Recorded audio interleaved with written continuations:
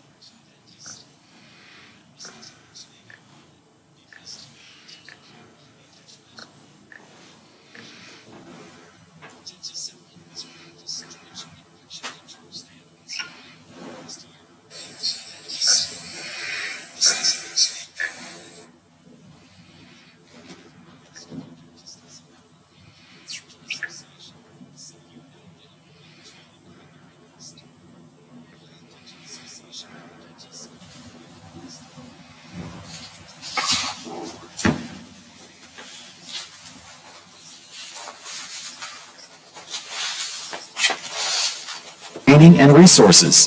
To find an ODA dentist in your area, visit associationsadvanceohio.com. Now, during the Jim Robinson Ford Lincoln Toyota Pre-Owned Super Sale, select from over 80 vehicles in stock starting under $5,000. Most are local trades, many with one owner. Hurry to Jim Robinson at the Highlands, home of lifetime powertrain protection. Now, during the Jim Robinson Ford Lincoln Toyota Pre-Owned Super Sale, select from over 80 vehicles in stock starting under $5,000. Most are local trades, many with one owner. Hurry to Jim Robinson at the Highlands, home of lifetime powertrain protection. For all of your IT needs, visit OmniPerforms.com. Omni Strategic Technologies, the only IT company that the Watchdog trusts. Over the years, you've brought opioids into your home. They helped when you were in pain, and you held on to them just in case. But holding on to opioids puts your family at risk. Learn more at www.fda.gov/drug disposal. Hello, everyone. From the Watchdog, I'm the Storm Tracker Darnell Foster. With a look at your local weather forecast for your Thursday. Mostly cloudy, a couple of snowflakes scattered throughout the valley. A daytime high near 35. Overnight low of 23 degrees under partly cloudy skies. Clouds and sunshine mixing for your Friday, with highs in the mid-40s. Have yourself a great day, everyone. From the Watchdog, I'm Darnell Foster. The views and opinions expressed on the following program are not necessarily those of this station or its sponsors. Conversations you care about with people you know. This is the Watchdog Morning Show with Howard Monroe, brought to you in part by Wheeling Hospital. Well, it's still a cool, cold morning outside. 31 degrees at the Wheeling, Ohio County Airport. Got about a 10-mile-an-hour wind blowing around. Makes the feels like temperature 22, so it's definitely coat and jacket weather as you head out to work this morning. And it's not going to get a whole lot better. 35, 36 or so during the day today.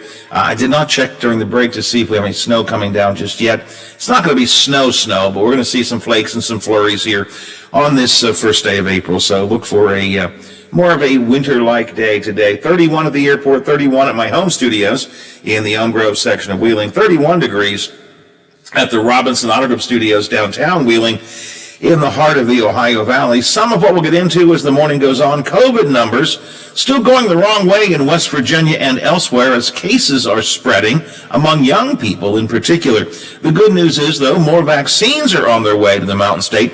We will pull this all together with our COVID conversations coming up a little bit later on. President Biden outlined his $2 trillion infrastructure plan during a visit to Pittsburgh yesterday. We'll look at some of the details and how he plans to pay for that.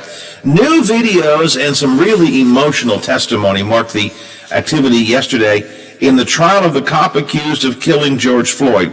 Our regular morning show contributor, Jack Rice, has been following the Derek Chauvin trial closely, and he's with us today to give us an update on that. West Virginia Senate budget proposal includes significant cuts to WVU and Marshall.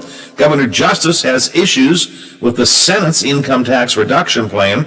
There is disagreement on over how to limit the governor's emergency powers between the House and the Senate. Lots of legislative news to get to in our Capitol report.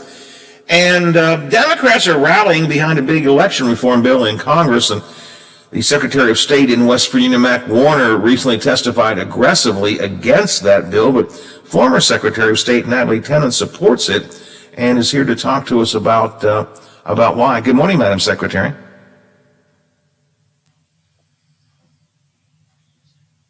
We're getting her. Okay.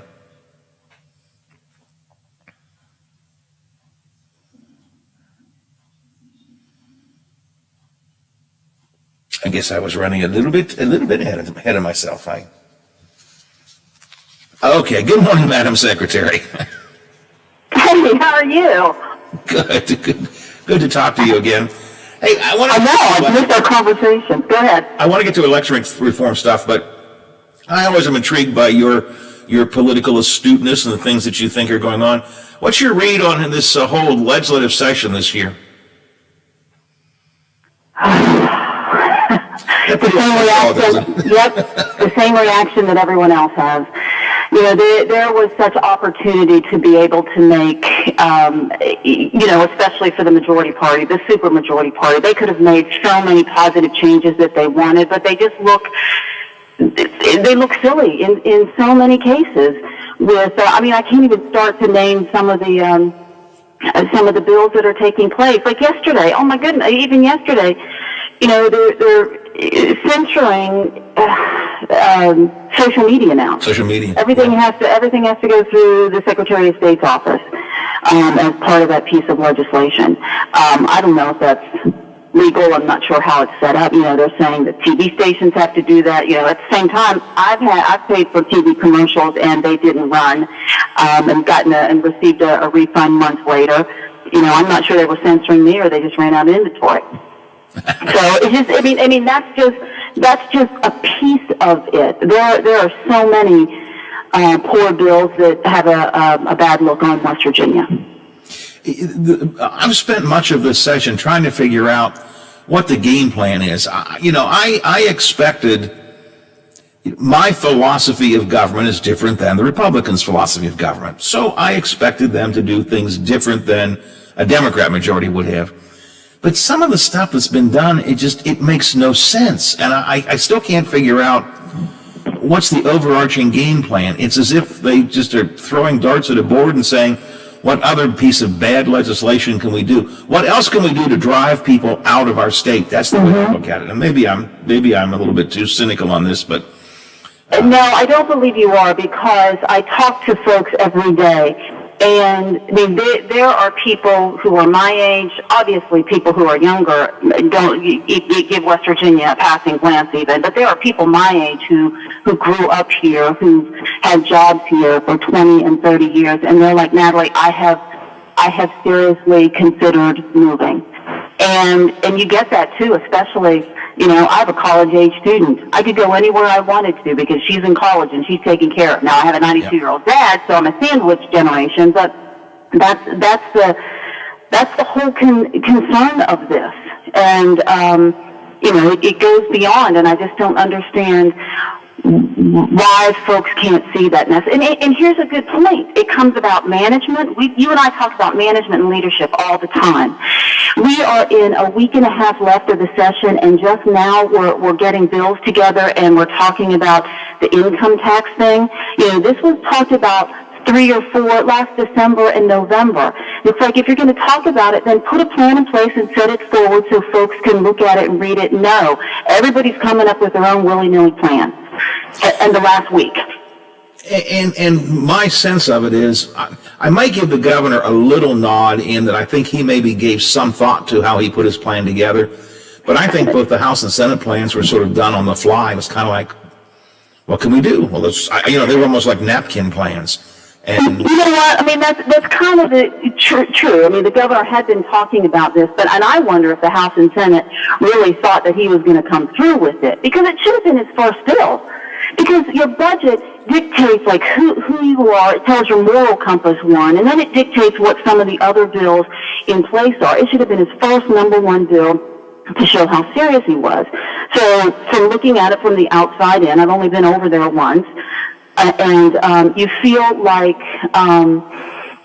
if that were the case, I don't think they thought he was going to come through with it. So they're like, oh, geez, he really does have it now. So they both come up with willy-nilly plans.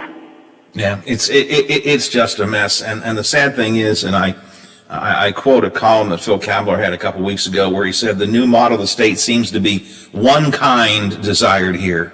And it's... I don't know why I'm laughing. Christian, heterosexual, I think that's true. It's like, if you're not part of this little narrow group that we'd like to see, to hell with you, go away. But that's not what I called. Yeah. That's what I wanted to talk to you about. I just wanted to get your take on it, because I always appreciate your thoughts on that. You've been writing on Twitter and other places a lot about this.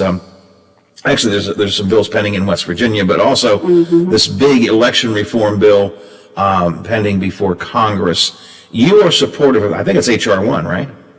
Yes, it's called H.R. 1 because it was in the House of Representatives, and S.R. 1 for the Senate. So if we just call it For the People Act, we kind of hit both of them. But there've already been changes made from the House version over to the Senate version.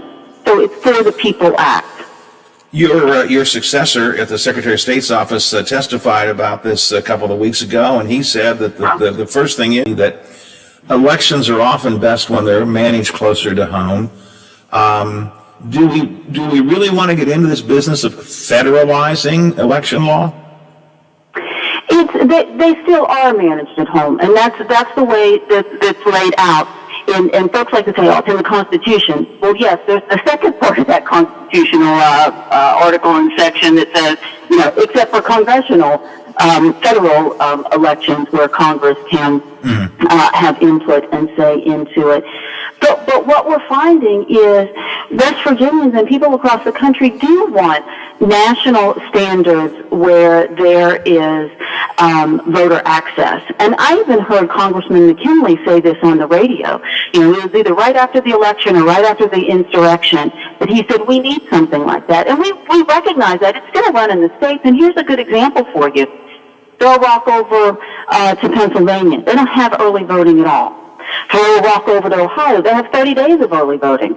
Stay here in West Virginia, and they're trying to put barriers in front of early voting. But you see some of the inconsistencies that are taking place, and so that's what was part of the misinformation that happened after the November election. And, Mac Warner wanted to overturn the will of the voters in Pennsylvania. And that's why it's so bad what he did. He could have called that Secretary of State with whom he served as a co-chair on the Elections Committee and just talked about it a little bit and helped to clarify the situation, but he perpetuated it more. And so that's why you need a For the People Act like this, because there's so many good things that West Virginia has tried to embrace. Automated voter registration. There is a need for same-day voter registration. Hundreds, if not thousands, of ballots were not counted in the fall because people voted in the wrong precinct. And so that just gives consistency and efficiency that voters want. It should be pro-voter, and that's what has me so upset about West Virginia's piece of legislation that's going through. Mac Warner made a point, though, talking about same-day voting registration, that there's just a technical issue in West Virginia. He says that it requires poll books to be connected to the internet by high-speed broadband, and we just don't have adequate broadband in West Virginia to actually pull that off. Is there something to that? Well, first off, we know that states can do same-day voter registration. We have 21 states and the District of Columbia. We know that we have 20-some counties that have e-poll books. And the way that you can use it, and I just ask folks, it's like, you know, if you don't want to hear what Natalie says, just all you got to do is Google sometimes. Hey, so how does same-day voter registration work? And the National Council for State Legislatures will show you. And it is possible because it's being done. And you use the same voter ID that we have and the same information. You know, you have that week in between before canvassing, from election day to canvassing. And so that's another, there are several different steps for election security that take place for same-day voter registration. So it's just, you know, I mean, it's automatically just writing things off like, nope, can't do it, nope, can't do it. And that's just not beneficial to the voters, and it's not what the voters themselves want. Now I'm going to do a quick break here. When I come back, let's just run down the 3 or 4 things you think are good about this Voter Reform Act. And also, I want to talk about what role Joe Manchin is or should be playing in this. So hang in there. We'll come back and talk about that in just a minute. Talking to former Secretary of State Natalie Tennant here on the Watchdog Morning Show. It's 8:24, 31 degrees. Look for a little bit of light snow. No big deal, but a little bit of light snow coming down today. Not going to get a whole lot warmer, maybe 35, 36 before the day is over and done with. Coming up next half hour, our old friend Jack Rice, former CIA agent, former defense attorney, former prosecuting attorney, has been following the Derek Chauvin trial, the trial of the cop accused of killing George Floyd.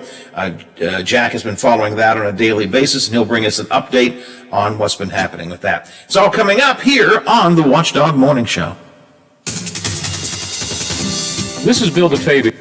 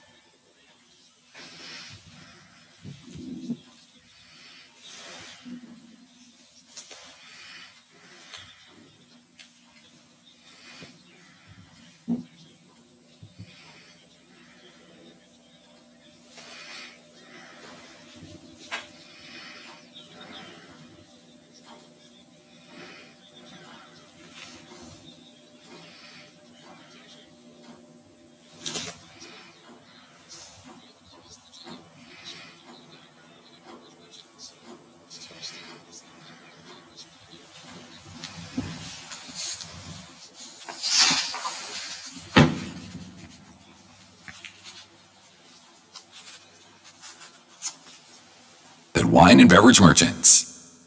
Follow us on Facebook for the latest news, show updates, podcasts, alerts, and live video streams from the Valley's only network dedicated to local, community-driven talk radio, The Watchdog. If you miss a part of the show or want to listen again, you can find conversations, interviews, and rants on our podcasts at Apple Podcasts or on WatchdogNetwork.com. This is the Watchdog Morning Show with Howard Monroe. Tony Caridi and the Mountaineer Report coming up in the next half hour as well here on the Watchdog Morning Show. Let's see, off the text line, seeing some flurries on Wheeling Island. If you're seeing a little bit of snow wherever you are, I'd ask you to just let me know out of curiosity when we get a little bit of flakes or flurries coming in. 304-214-1600, the text line. Seeing some flurries on the island, says one of our listeners, and I thank you for that. We're talking to former Secretary of State Natalie Tennant, who pays close attention to election laws and election activity, and is in support of the federal election bill, what do they call it, For the People Act. Natalie, what are the key parts of this bill that you think are most important that people know? Well, first off, we talked a lot about the freedom to vote and making this national standards for access to voting that people want and believe in. As I told you, Congressman McKinley believes in that. But there is also, this is an opportunity to make sure that people's voices are heard by preventing billionaires from buying our elections. That has been a huge problem, especially over the last 11 years since Citizens United.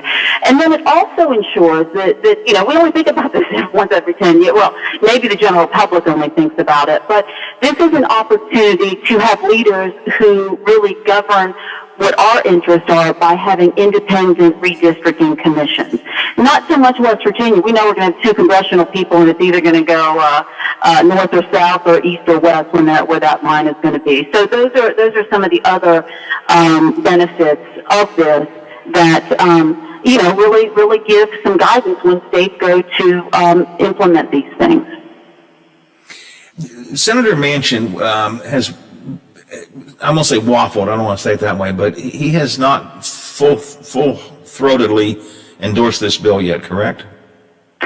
Yes, and what's interesting, I do believe that he sponsored it in 2019. Remember, a version of this passed in 2019 in the House and then did not go anywhere in the U.S. Senate. And, his statement, I think is encouraging on many fronts, because one, we know that he is very diligent in looking at all aspects of it. So he's going to give it a fair shake. And I think as he looks at it, when you even pull out some of the things that he said, he thinks, and I've heard him a couple of times say, early voting should be at least 15 days. And that makes it fair. And so that is something that, West Virginia needs to improve on. And so, that's something that is in the legislation that he agrees with.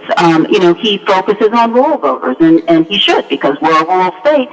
But much that's in the bill helps out rural voters. Automated voter registration, I know you're tired of me saying this. We passed it 4 years ago, and now this Senate Bill 565 is going to gut it because it's playing cutesy with the language. And all it is the same process that's already in place with online voter registration. But think about our rural voters. Think about all of us. You live in Wheeling, Charleston, you have a little bit more accessibility. But there's only about 24 or 26 DMV branches around the state. So when you go there, when you go out and you go to town, you don't want to have to go to another place of government and either get registered to vote. And so it's an efficient way. It uses the information. If you're updating because you've moved and you're updating your address on your DMV, why not just have an efficient way to use it to update your voter registration unless you decline? So AVR helps rural voters that Senator Manchin wants. Same-day voter registration does the same thing. That, you go to vote and it's like, oh, you're not in this precinct anymore. Well, can I still vote here? And we'll fix you up and we'll clean up the voter rolls. So, yes, a lot of focus is on him. He understands this, and I think that he's going to, I even tweeted, you probably saw this, he can save elections in West Virginia by supporting this For the People Act. Yeah. Natalie, I always appreciate your time and your thought on this and other things as well. People can follow you on Twitter where you outline more of your concerns and people can get a sense of what you're paying attention to, and sometimes. Yeah, I mean, and I ask folks to interact. I mean, I'm going to be asking, you know, I don't want to be confusing folks with the Federal For the People Act, but also Senate Bill 565. I'd like folks to call their lawmakers and say, you know, this isn't right, how they're hurting voters. And the stakeholders were never consulted. No voters were ever talked to about they use early voting. On the most popular days of early voting, they are shifting it away from that. So. Taking it away from that, exactly. And then sometimes you just put some personal stuff on there that is always fun to watch. Your daughter is how old now? She had a birthday just 19. Yeah. I remember when you first started running for office and she would come with you to the radio station. She was just but a little one. Yeah. I know. She could speak for me now, couldn't she? They grow up too fast. Natalie, thank you for your time today. I got to run. We'll talk again sometime soon, I'm sure. Appreciate it, though. Have a good day. Thank you. Bye-bye. All right. Thanks a lot. Former Secretary of State Natalie Tennant this morning here on the Watchdog Morning Show. It's 8:34, 26 till the hour, 31 degrees. Let's see. This is from my wife. It is snowing outside, okay? Flurrying. So we got flurries here. Also, I got a note, flurries in downtown Wheeling. I mentioned someone said flurries on Wheeling Island. So as Zach had predicted, the snow flurry activity has begun. Now, I think a little sarcasm here is from one of my texters, Biffy. He says, yes, just started snowing downtown. I better go run and get some bread and milk. Stock up on it now. Stock up on it now. Our old friend Jack Rice is going to join us coming up next hour. He has been, next half hour, next segment, he has been following the Derek Chauvin trial, the trial of the cop accused of killing George Floyd, quite extensively. Very emotional day yesterday on the witness stand. Some new videos were introduced as well. I'll get a sense from Jack about how things are going. And that's coming up next. But first, we'll check some headlines, and Tony is in with the Morning Mountaineer Report. The WTRF Channel 7 News Update is brought...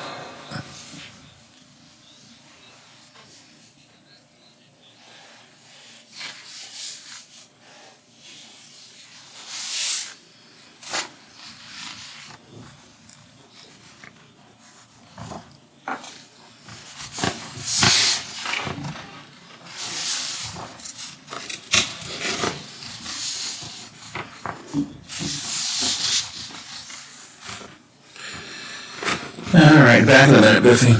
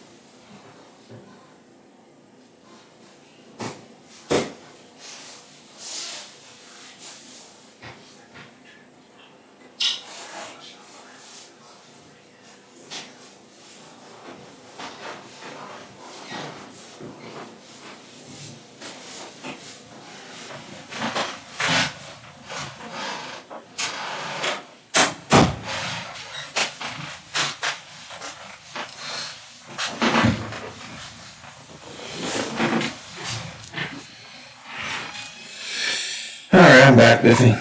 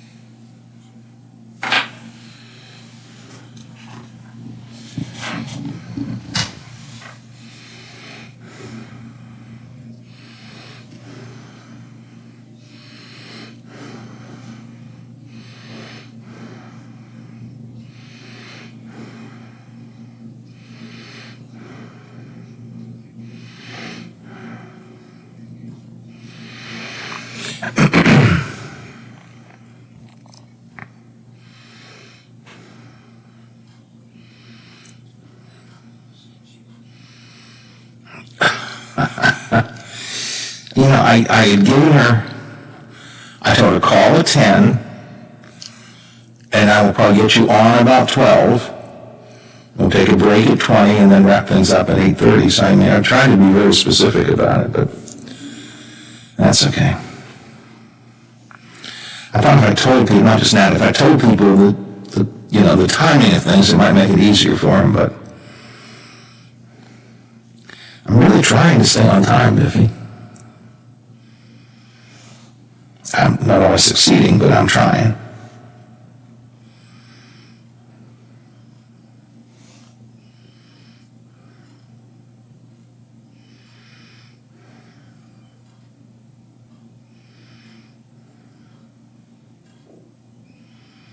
Two to 5 on the Watchdog. CA House Music has all the gear to make your music legendary. With all the best gear including Fender, Epiphone, Yamaha, and more, CA House will have you rocking in no time. Get the most for your money with everyday low prices. And we meet or beat internet pricing. Play before you buy and let our product specialists help you pick out the instrument that's right for you.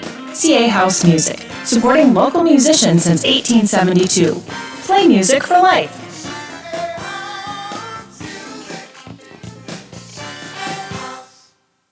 Are you struggling to make payments due to...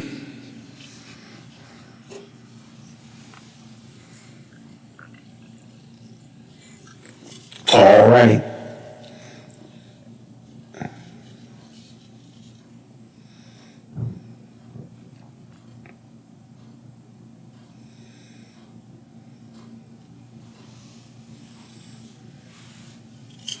Bad things happen to good people. Tom's ebook covers many questions people have about bankruptcy and includes interesting stories about people who tried to avoid filing and people who have filed for bankruptcy. We think you'll be surprised to learn some interesting facts about bankruptcy. Call 877-456-4155. Beach Bottom. The Watchdog is protecting your yard. Join Howard Monroe, Bobby Kercheval, Bill DeFabio, and Big Rick for the best live and local talk in the Upper Ohio Valley and beyond. Beach Bottom trusts the Watchdog. You can watch a video cast of our show every morning on Facebook Live or on our website. Plus, check archives of all of our videos on the Watchdog YouTube channel. The Watchdog Morning Show with Howard Monroe continues. 31 degrees at the Wheeling, Ohio County Airport. 31 degrees here at my home studios in the Elm Grove section of Wheeling, and a little bit of very, very light snow flurries outside the home studios here. 31 degrees at the Robinson Auto Group Studios downtown Wheeling in the heart of the Ohio Valley. Also some light snow flurries downtown as well. Just a little bit of light flurry activity throughout the day today. It's not going to be any snowstorm or snow squall, just a little bit of flakes and flurries for you to be aware of. Biffy, my wife, as you all know, supervises my food and drink, right? Yeah. So she just left to go out and do some shopping. So I snuck a Mountain Dew out. Oh, no. It is on my verboten list because of my heart problems, not supposed to drink Mountain Dew, but I have had just jonesing for a Mountain Dew. You sure she's in the car and doesn't have the radio on? Oh, I hope she's listening to some other radio station. Oh boy! As soon as she left, I knew where I stashed just one. I don't have it around, but I stashed my Mountain Dew. So I got. I love me some Mountain Dew. Can't drink it. She won't let me. But she's gone, so I got it now. Oh boy! Oh, I hope she's not listening. I'll get in trouble at some point, I suppose. Let's welcome to the program my old friend Jack Rice. Good morning, Jack. Sorry, all I can think of is all these pictures you post of food that you're eating. You just should not be eating like this mountain of something, which I want some of, obviously. But I keep thinking, what's you doing eating that? I just got a text from my wife who says, I hear you. Oh, no! That's how it works. I think we know who the brains of the outfit is. No question about that. I ask my 5-year-old grandson all the time, I say, who's the boss in this house? He says, Grandma. Yes, it's off the cuff, everybody knows, except you, apparently. Sometimes I try, I say, no, it's Granddaddy. He goes, no, Granddad, no. It's Grandma. It's Grandma. Jack, this Derek Chauvin trial has, I watch it, sort of some clips of it and occasionally some of the live coverage of it. It has, I think, really been interesting to me. Boy, a very emotional day yesterday, wasn't it? Yeah. It's been a really challenging case to watch for a lot of different reasons. It's a very complicated case. In some ways, it's very easy. And I can tell you that from the perspective of where I lived 10 blocks where George Floyd died. And so I was here when everything was blowing apart. But as a criminal defense attorney, and we talked a bit about this before, but the weirdness of this case for me, I think, is a combination of things. I'm so used to being on the other side of criminal trials. And as a former prosecutor, so let's think of it this way. But as a defense attorney, I'm used to sort of being in that place where the government is sort of pumping up the police as the good guys, and they have an impossible job, and you got to kind of slack to do the things that they do. It happens all the time. I see it every single day, right?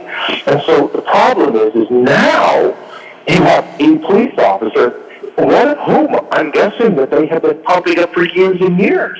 Now, they sort of are demonizing this guy, but what happens is he's now all of a sudden a defendant, which now puts him sort of in my camp. And so I'm sitting back here thinking of all the things that the police have said to me over the years about guys just like this. And so what you're finding, for instance, is there's a listserv that's nothing but really high-end criminal defense lawyers here in the cities and in Minnesota. And we're all on it together talking about this case, about do we criticize the defense for mistakes we see him making, or we know him as a colleague? We know that what our job is to do is to represent those people who are charged with doing terrible things. But understand, my guess is this criminal defense lawyer, Eric Nelson, I don't know how many death threats he's probably received, but I suspect it's substantial. His family, too, they live here in the city, right? What do you do with that? And so the pressure is insane for this case, for a case like this. It's a really complicated and strange situation. We are just still seeing the prosecution case right now, though, right? The defense is not put on its own case yet. So to the extent that we're seeing defense, it's only in terms of cross-examination. Again, on the outside looking in a very cursory way at this, it certainly seems to me like the prosecution is building up both an emotional case and to some extent a factual case that shows Chauvin acted way out of bounds. That's what it looks like to me. Well, again, granted, the prosecution's only presented their case yet, but to me right now, it's hard to see a defense there. No, you're absolutely right. And in fact, if we look at what they have done, they actually brought in the prosecutor who did the openings. His name is Jerry Blackwell. Jerry Blackwell is a very, very talented lawyer. What's interesting and what most people don't know is he's not a prosecutor. He doesn't work for the Attorney General's office. He doesn't work for any of the prosecution offices. He doesn't work for the government. In fact, Jerry Blackwell is a private lawyer who is a very, very talented lawyer who they brought in as a ringer because he's so good. He also happens to be black. And that's a part of this case. And so they're using that. What they have been very successful at is intertwining facts to support what they're claiming, but also to make it extraordinarily emotional. And part of what this debate I was talking about on this listserv is that there's a ton of stuff that's being brought into this case that shouldn't be. So, for instance, the idea when you have somebody the 17-year-old girl who said she wished she could have done something, and his response was, "How did you feel when you were shooting the video?" My response is objectionable relevance, number one. Because in the end, when you're a witness and you're not a quote-unquote a victim or a complaining witness, when you're just simply who's there and saw something, you have the absolute right to talk about what you see, but not what but you don't get the right to talk about how you feel personally or internally about what you wished you had or had not done, because it's irrelevant. And so there's some of us who are sitting back saying, wait a second, where's the defense on this? You should be climbing up on the judge's bench, screaming, you can't do this, because what it does is it tears at the jury, and it should, and it did. So that's part of the challenge right now. So in the end, the prosecution is doing a very, very thorough and very good job. They introduced some new video yesterday, is that correct? Yes. In fact, what they did was, you gotta remember, the video we've seen, there was several videos that were shot from people and witnesses on the street. And there was one, the 17-year-old young woman, that's sort of the famous one. But there was one across the street that shoots down over the street. They'll show that one a bit. The ones they showed yesterday were different. These were vest cams. These are the cams, they're literally cameras that are mounted on the vests of the police officers themselves. And so what made these so different was their video and audio, but they're up close. So they're right on top of one another. And what they did was they showed them back to back to back. And so you're showing when they arrive at the scene, they walk into that Cup Foods, they talk to the person who took that fake $20 bill, they walk outside, they walk across the street, they see that blue SUV, they see George Floyd sitting in the front driver's side. I mean, they literally step by step, and you're within, sometimes the camera's pushed up against George Floyd's body. It's that close. It's intense. Has there been any video testimony introduced, or even witness testimony, that suggests that Chauvin acted appropriately, or that Floyd was actually a serious threat and they had to kneel on his neck that long? I have not seen that, but you're watching it closer than I am. Right. Here's the problem. The problem is this stretches out. It stretches out over more than 10 minutes. And so it's not just the 8 minutes, 46-second video tape. There's actually multiple minutes that go before that. Because what we see is this. What we know now, and there have been references to this during openings and elsewhere, that and this is coming in, is that George Floyd obviously was trying to pass this bill. When they pull George Floyd out of his own SUV and he's standing next to his SUV, he's already talking about saying he can't breathe, he can't breathe. He keeps saying it. But he's breathing. But he's saying he can't. They're walking him down the street. He keeps falling down himself. Nobody's pushing him because they're right there. He's falling down. They're telling him to get up. They're walking into a squad car. They walk him to the squad car, and they're trying to sit him down to put him in the squad, and he starts fighting back. He starts pushing back on them. He's a big guy. He's a big, muscular guy. And they're trying to push him in, and he's screaming about how he can't breathe. But no one's touching his neck. No one's on top of him. He's fighting them. Finally, two are pushing him in. Another goes to the other side of the squad, opens that back door, climbs in to pull him in backwards, and he's fighting them. Then he kicks his way back out of the car, and he's on top of it. He's pushing the officers backwards. So what you're getting is this sort of give and take, which you haven't really seen before. But where it shifts is when they put him on the ground only because there are three officers who can't get him in the car. And so it changes this dynamic.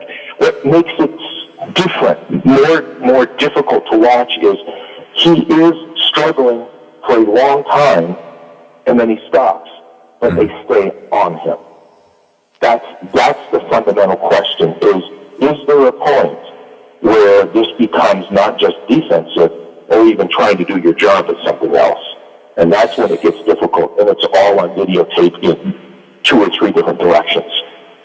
Jack, are we going to see, when the defense comes forward, one of these deals where they start playing the tapes, frame by frame, to try and say, at this moment, Chauvin knew this, at this moment he couldn't tell, you know what I'm talking about, that we see that in some Yes. in some They're cases. doing it now. The prosecution is doing the very same thing. They're literally stop.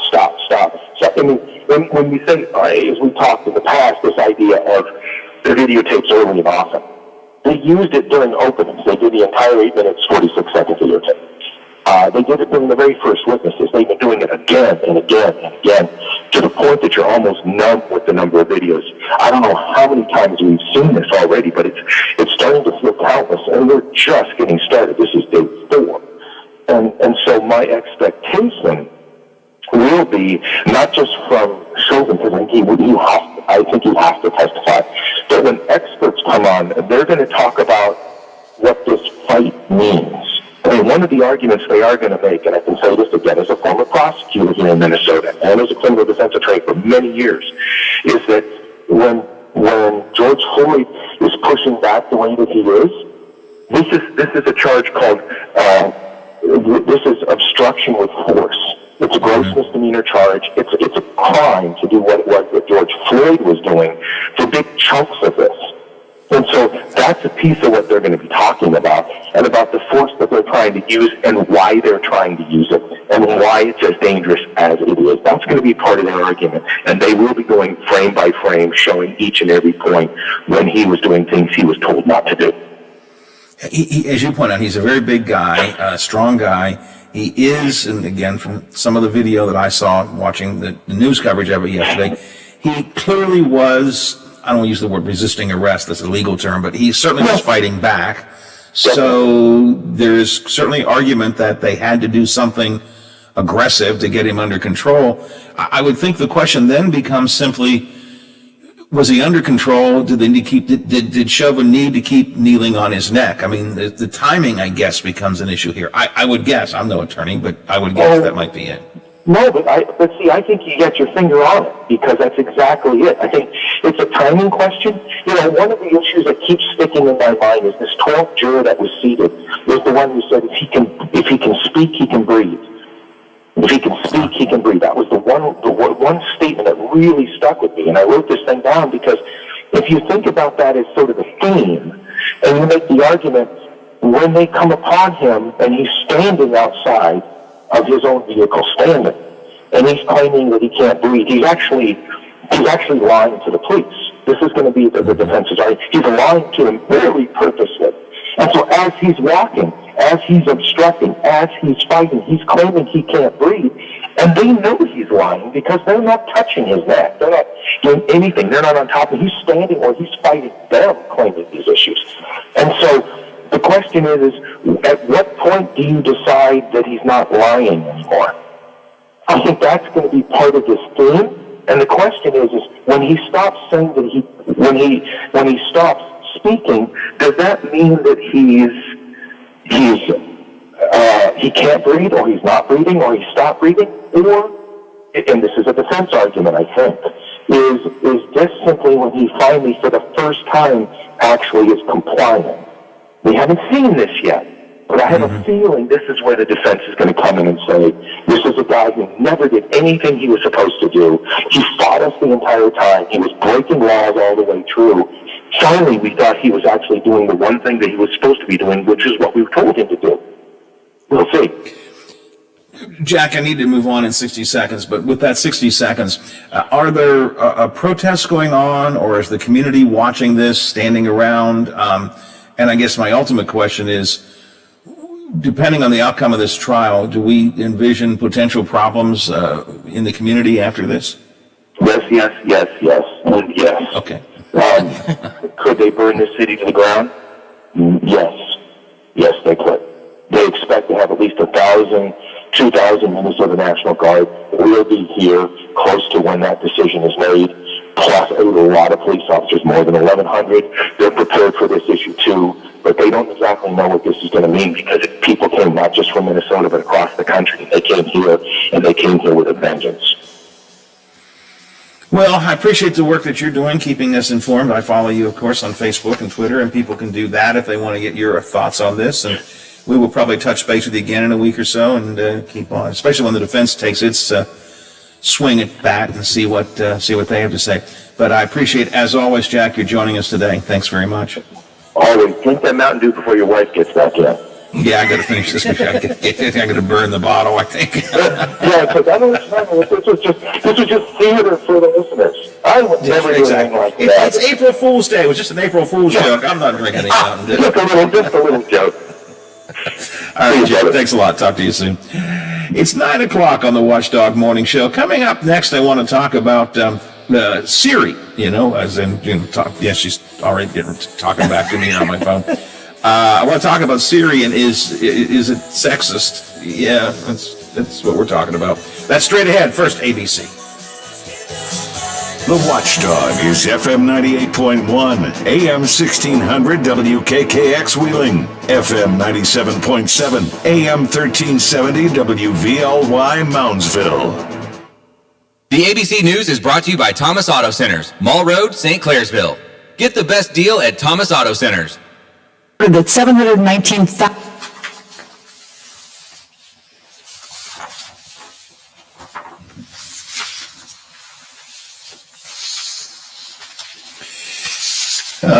Not anticipating Howard Gamble, but if he does call, I'm happy to take him.